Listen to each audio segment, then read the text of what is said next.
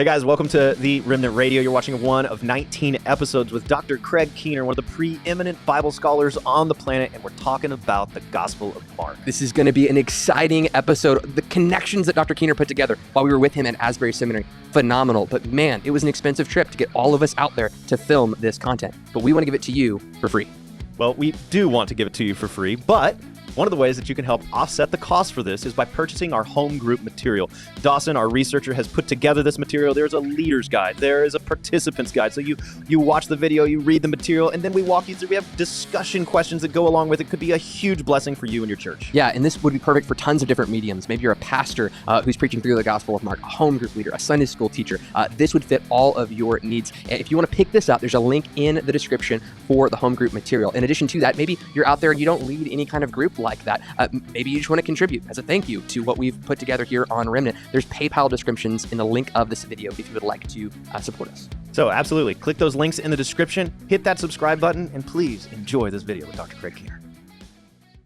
And so Craig, I wonder if you could just summarize the section that we're walking into, this last half of Mark 14, and help us understand how this fits into the flow of the narrative. Jesus prays in the language of Psalms, which he's going to keep doing up through 1534, his final words in this gospel. And he's asking his closest disciples to bear this with him, to pray with him, and be ready. And they're not ready. They're taken by surprise when the betrayer comes and Jesus is arrested, taken into custody.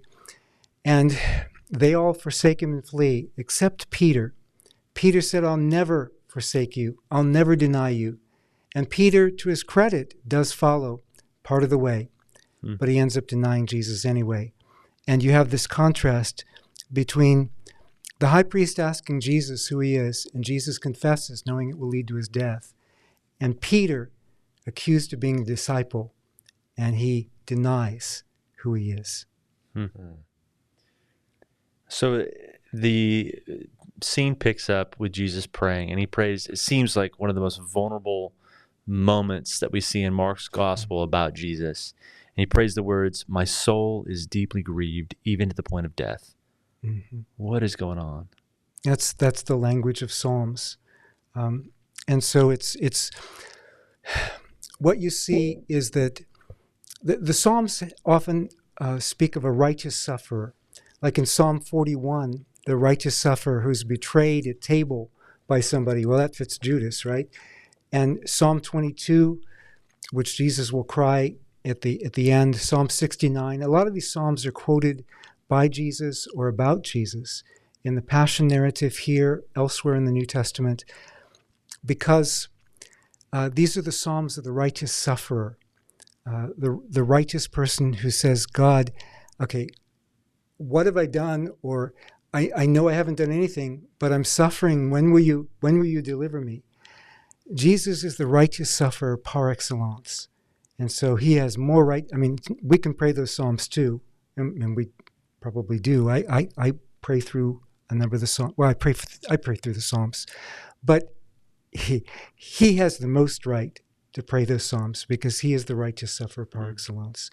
Now, and he's actually, when he says grieved to the point of death, it may be idiomatic, but he's about to die. Okay, so as we keep reading in the Gethsemane account, he says the word Abba. Now, this seems significant because Paul's going to mention it twice that I can think of in Romans and in Galatians. So the church picks up on this and finds that it's significant. And I've heard lots of different things about this word Abba. Was this common? What did it mean? Why does Jesus pray this? It was common for someone to address their father that way. It's a personal title to the father. Now, some people have said it means daddy, and it's appropriate to little children. But it wasn't just little children. A grown person could call their father Abba, but it's affectionate. Maybe like Papa. But not necessarily daddy. Not not in the sense of that it has to be a little child Right. addressing the father. I mean, if you're a grown person, you address your father as daddy, I guess it could be all right, but it's An affectionate. affectionate term. Yeah. It's affectionate, but it's also respectful. So it was common in that sense. Now, was it a common way to address God? Absolutely not. God was addressed regularly in corporate prayer as our Father in heaven. That may sound familiar. One could address God in prayer as Father. You do see that sometimes in Jewish literature. But Abba, that was maybe a little bit too personal. So some people have said, oh, we have parallels to this. Jeremias said, no parallels. It's unique. And that may have gone a little bit too far, but it was kind of on the right track, because some other people came back and they said, no, we have people calling God Abba. Well, you have it in much later literature where a charismatic sort of rabbi with chutzpah, who prays with chutzpah, compares God in a parable to a heavenly Abba. That's different from like praying Abba. And so you see Jesus' relationship with the Father throughout the gospel. You see his loyalty to the Father. And you're going to see it here. Not my will, but yours be done. And this language of, I may be jumping ahead if you were planning to ask a question about not my will, but yours be done. But Jesus talks elsewhere about his thelema, about the will, and it comes up elsewhere, and especially with the verb form of it, to will something or to wish something. But you have those who do the will of my Father in heaven. These are my brothers and sisters and mothers. Well, he's speaking to his Abba, and he's going to do the will of his Father no matter what. But he pleads with him. And remember, we said, if you have faith, you can get anything. Well, here we see another limitation, because sometimes it's not God's will. The leper says, if it's your will, you can cleanse me. Well, that's God's will. But Jesus says, the most intimate one, close to the Father, he says, Father, if it's your will, you can spare me this. You can make some other way that maybe the world can be saved without me dying. And God's answer is no.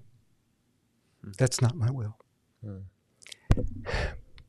Because that was the only way that the world could be saved. And Jesus is willing to do it because it's his Father's will. So right after he prays this, he goes to the disciples and he finds them not doing the very thing he asked. They keep falling asleep. And it happens more than once. Why was it so pivotal that they stay awake? Yeah, 3 times, just like Peter's denials. And and he had already said in chapter 13, watch and pray. Well, now the time has come. He says to him again, watch and pray. This is Passover. Passover was a nocturnal feast, but, it'd end by midnight. And people were used to staying up late on Passover and celebrating God's acts of redemption. Well, they probably are used to staying up late, but not this Passover. This Passover, they go to sleep. The one time,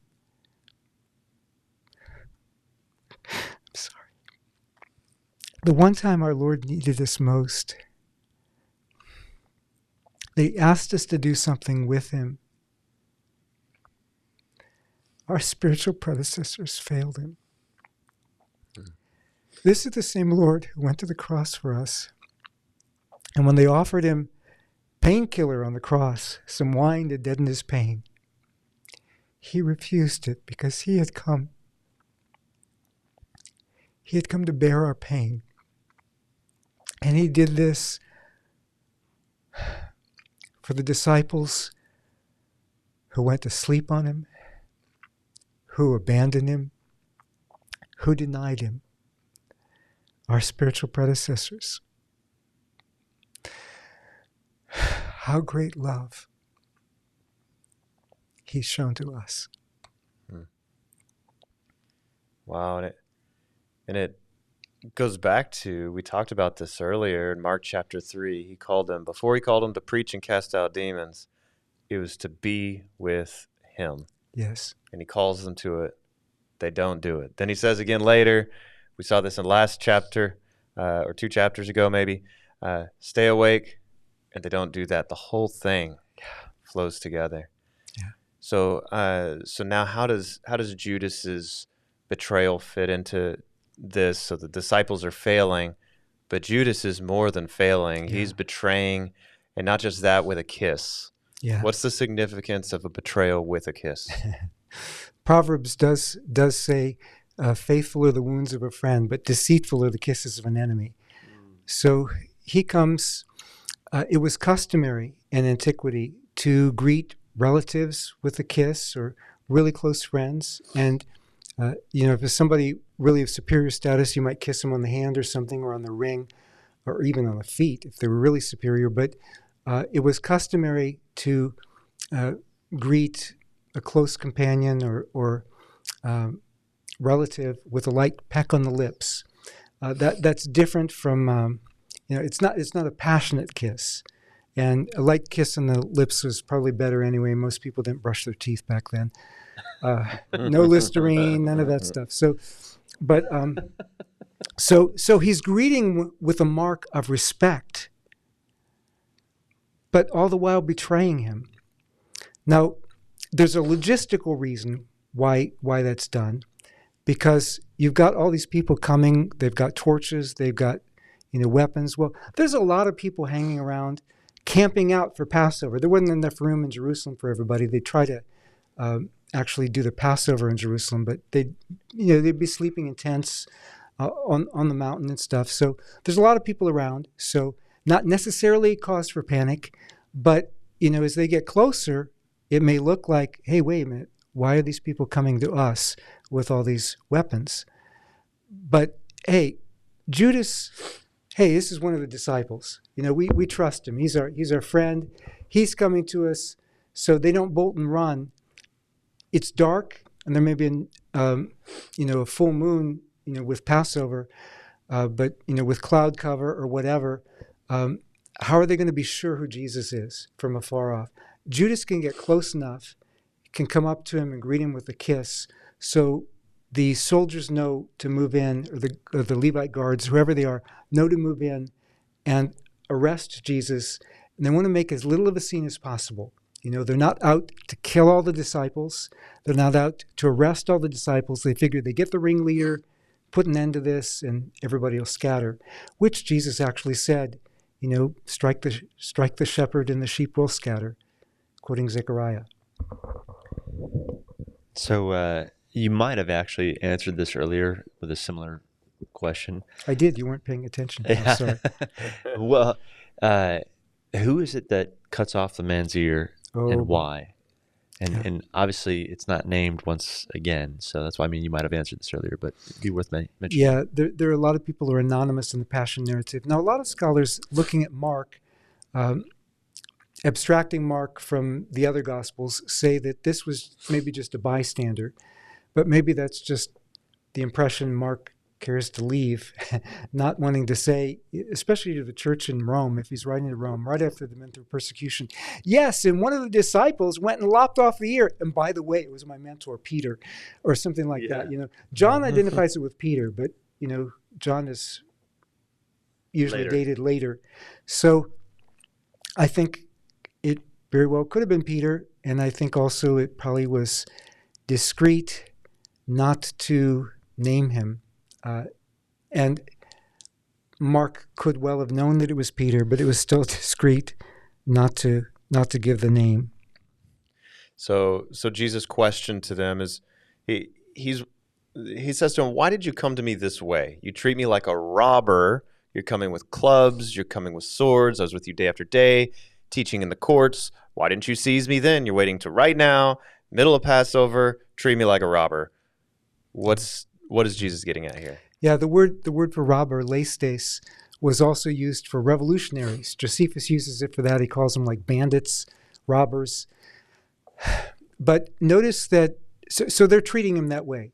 They're treating him like he's a revolutionary. They've got to arrest him violently as if they're expecting resistance. Well, they got a little bit of resistance with the, guy cutting off the ear. But they treat him this way as if he's a political threat. And yet he was with them in the temple daily, teaching publicly. And they didn't arrest him then. Why? Because they were afraid of the people. But now, under cover of night, they're wanting to seize him. And they're coming with weapons. Who's acting like the robber now? And Jesus had already said in 11:17, using the language of Jeremiah 7:11, you've turned this place into a robber's den, talking about the elite, the aristocratic priests who ran things. Who's acting like a robber now? And they want to, and they're going to want to charge him and hand him over as a revolutionary to Pilate. But the narrative undercuts their whole narrative. Yeah. Well, then the disciples all flee, and this is right there in the midst Verse of the narrative. 50. Yeah. So why does Mark include that here? Well, it says they all abandoned him and fled, and this is language that's been used elsewhere in the gospel. The disciples, we abandoned everything and followed you. They've been abandoning things. Now they abandon Jesus, and fleeing. Jesus says to flee when you see the abomination of desolation. Flee from Jerusalem. They're not fleeing from the desecration. They're fleeing from being identified with Jesus. They're ashamed of him. Jesus said, if you're ashamed of me and my words, in that day I'll be ashamed of you. And Jesus also said, if anyone wants to follow me, let them take up their cross and follow me. And the disciples aren't there. The Romans have to draft Simon of Cyrene, a bystander, to do what none of the disciples are present to do, because they didn't take up their cross and follow him. But he predicted this would happen. And they're fulfilling his prediction. So a young man followed him, but with nothing but a linen cloth on his body. They seized him, but he left the linen cloth and ran away naked. So what in the world? I wish I was the one asking this question. Well, It's so strange. it is strange. Why is this even recorded in here? Well, normally a person would have an undergarment, and then they'd have an outer garment. And this is like the outer garment. But this is not just any outer garment. This is a really expensive garment. It's a linen garment. And so this is something you would expect somebody to keep. But this is the epitome of the disciples forsaking him and fleeing in verse 50. Verses 51 and 52 just show you how desperate they were to get away from Jesus. Remember Bartimaeus leaves his cloak and comes to Jesus. Remember, Jesus says, if you have to leave your cloak at the edge of the field, do it to save your life. Remember people abandoning things to follow Jesus. This guy is so eager to get away from Jesus that he abandons this expensive outer cloak, even leaving him naked. Now, naked could be a relative term. It doesn't necessarily mean he was completely naked. It may have been. But in any case, nakedness was a matter of great shame in that culture. Besides being cold, it's night in April, Peter warming himself by the fire. We're going to find out later. So it's cold out. But the biggest thing, this was a big shame in that culture, even in Greek culture, where people exercised in the nude, and it was considered idiotic to think that was shameful. To have somebody else take your cloak off, now that was shameful. It's like Joseph's cloak being taken from him, or something like that. Genesis 39. Okay, so now Jesus is being taken before the Sanhedrin. People are trying to bring accusations against him, but none of the stories are matching up.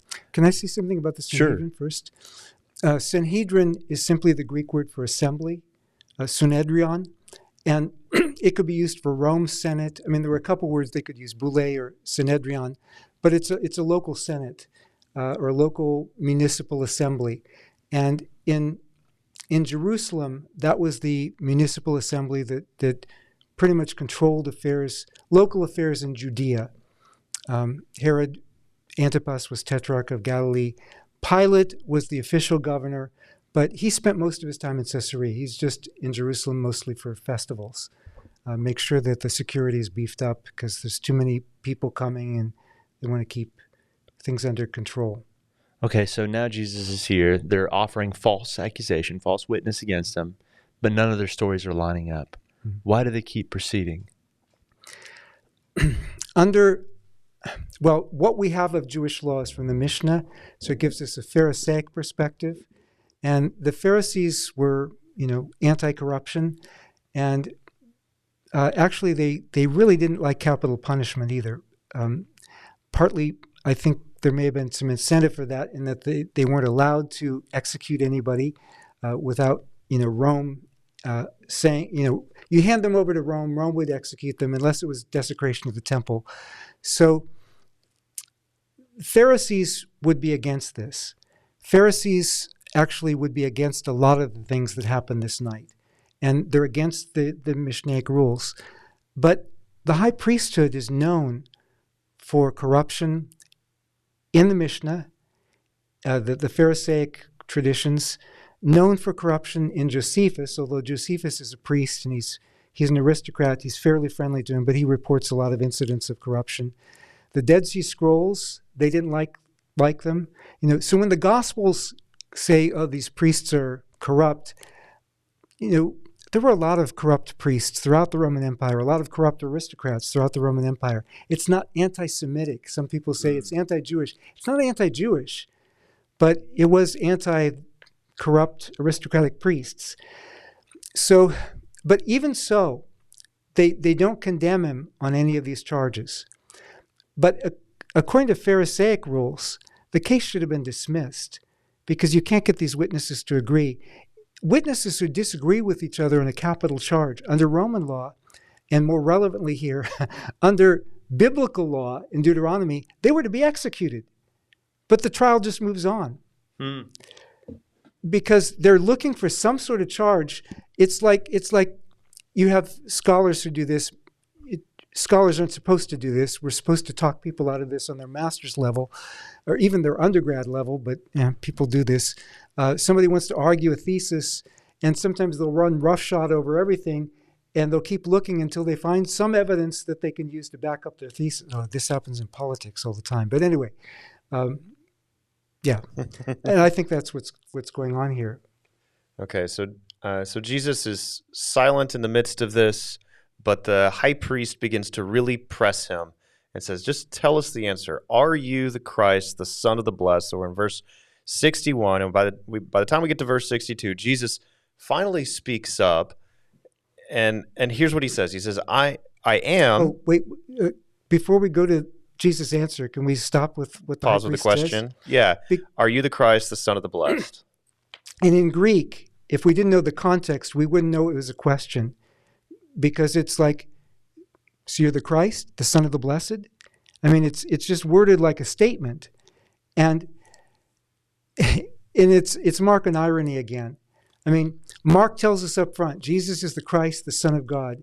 The first human being to confess that in the gospel, ironically, is the high priest who's condemning him to death, or going to condemn him to death. But he doesn't really mean it like I think the centurion does in the next chapter. But okay. So he's saying it facetiously, and it's not necessarily a question; it's sort of a statement. Well, he's saying it like so you think, but he's saying it, maybe with it raised at the end as a question. But so you're the Christ, the Son of the Blessed One. Yeah. And look, the high priest is a Sadducee. He probably doesn't even believe that there's going to be a Messiah, the Son of the Blessed One. And I suppose he's using that language, blessed one, as sort of a euphemism. So it's a euphemism. So he's not saying God. So he's supposedly honoring God by his language here, and yet he's motioning toward the crucifixion of God who stands before him. Mm-hmm. Okay, so then we get to verse 62, and are we ready to get to Jesus' response? Yes, so Jesus said, I am and you will see the Son of Man seated at the right hand of power and coming with the clouds of heaven. Power being another euphemism for God. Geburah, I think, in Hebrew. Okay, so can you unpack what this means? Yeah, he's taking two texts from the Old Testament. One of them is Daniel's Son of Man, who represents both the saints of the Most High, but also he represents God's kingdom, and he receives worship and nations serving him. So claiming to be the Son of Man, I mean, the audacity, think of the audacity. Here you are before a court that's looking for charges to condemn you, and you've already faced some abuse, and you're saying to them, yes, I am the Messiah, the Son of God, and I'm also the Son of Man who's going to reign and be worshipped, and then also he's blending it together. He's going to be at the right hand of God. Psalm 110, verse 1, where he's exalted to the throne of God. And so just like he quoted in Mark chapter 12. So these are texts he's used before.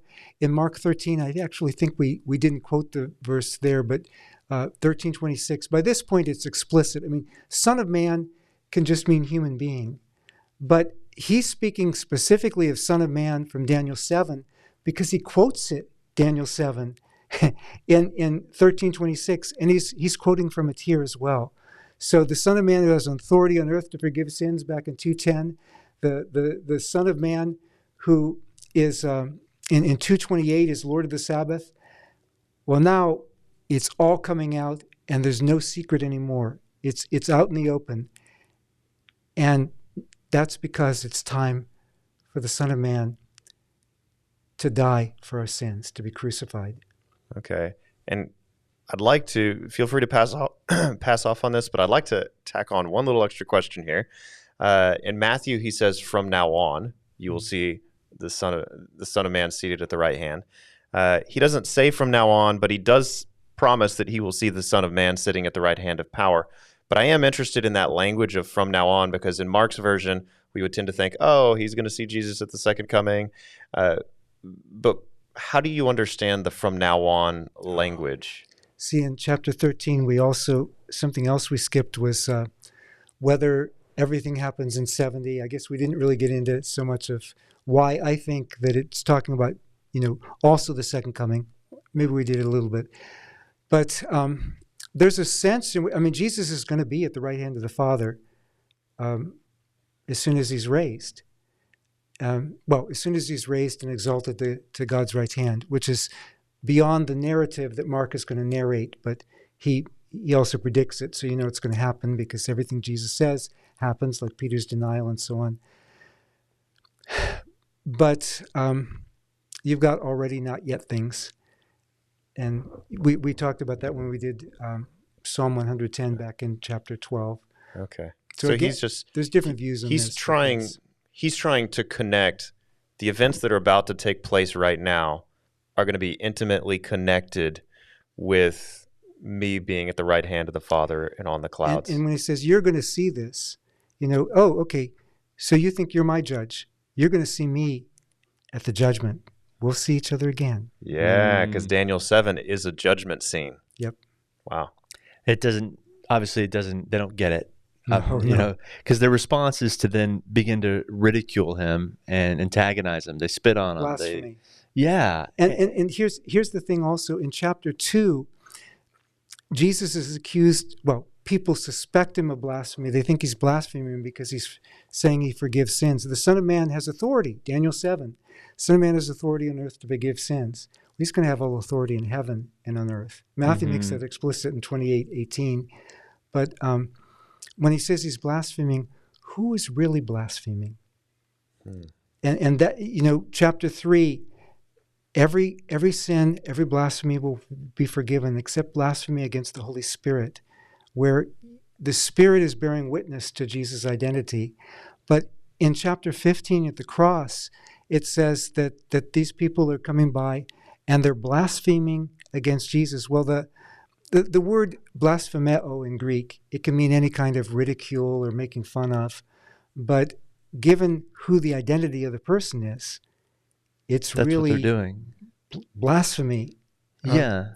And in the Mishnah Sanhedrin, blasphemy in the technical sense, you have to pronounce the divine name based on a passage in the Pentateuch. But so some people think Jesus pronounces the divine name here, but I don't think the Sadducees were concerned about details like that. I mean, the Pharisees were lenient. They were looking for excuses to let people off or be lenient towards them. These people are not looking for excuses to be lenient. This is enough. If he says he's this is blasphemy by our law because he's associating himself so closely with God. And now they need to come up with a charge that'll work for Pilate. And this will do just fine because if he's the Messiah, he claims to be a king. Okay. That would leave no room for any king. Yeah. Well, yeah. They can paint it that way. Sure. Because from now on, in the present, it's not doing away with all other rulers, but someday it will. Okay, so I'm just going to paint the picture of how this closes out and just let you comment on whatever section you think is the most relevant. But they beat Jesus. They say, prophesy to us. And then that moves in next to Peter's denial and the rooster crowing. So which parts of those would you like to speak into? Maybe just in summary, I can say when they are abusing Jesus as if he's a false prophet, at the very time they're abusing him, his prophecy about Peter's denial is coming to pass. Wow. This is, again, that movie thing where it cuts from one thing to the next. Yeah. So as they're saying prophesy, he's over here His prophecy fulfilling is being the prophecy fulfilled. of Jesus. Irony. And Yeah. this cutting back and forth, I mean, it is a suspense technique that could be used in narrative. I mean, it's not something new that Alfred Hitchcock came up with. Well, and if they're doing this orally, Yes. I mean, this is exactly what that would And they feel kind of like. dramatize when they do it orally, with gestures or whatever. And also note this: you have the framing, the cutting back and forth. So the sandwiching technique between Peter and Jesus, and Jesus owns up to his identity, even though it's going to cost him the cross. Peter denies his identity as a disciple. Were you with him? You were with him. Remember, being with him is part of being a disciple, like 3:14, like you said. But no, I wasn't with him. You're one of his disciples. No, I'm not. And he curses and swears, and there's some debate about what he's cursing about. Is he? It's not like cussing, but it's more like swearing an oath. But swearing an oath back then was like calling down a curse. If it's against himself, he's saying, "No, cross my heart and hope to die if I'm lying." But he may be cursing them, as saying, "No, may God strike you dead for saying this falsehood about me." Whatever the case is, he's being as emphatic as he can be. He's distancing himself as far from Jesus as he can be. But in Matthew, you've got the end of 26, where Peter denies Jesus, the beginning of 27, where Judas comes back with his remorse. But you've got a contrast. Judas hangs himself, and Peter goes out and weeps. Mark doesn't tell us what happens to Judas, but he does tell us what happens to Peter. Peter goes out heartbroken, weeping, because when push came to shove, even Peter, and maybe even us, sometimes we have been ashamed of the one who gave his life for us. May we do better. I hope you've enjoyed that episode on the Gospel of Mark with Dr. Craig Keener. If you want to go back and watch former episodes that we've done, there's a playlist right here, or you can watch the very next chapter, which will be listed right here. If you've been blessed by this episode or other episodes we've done, consider giving. There are links in the description.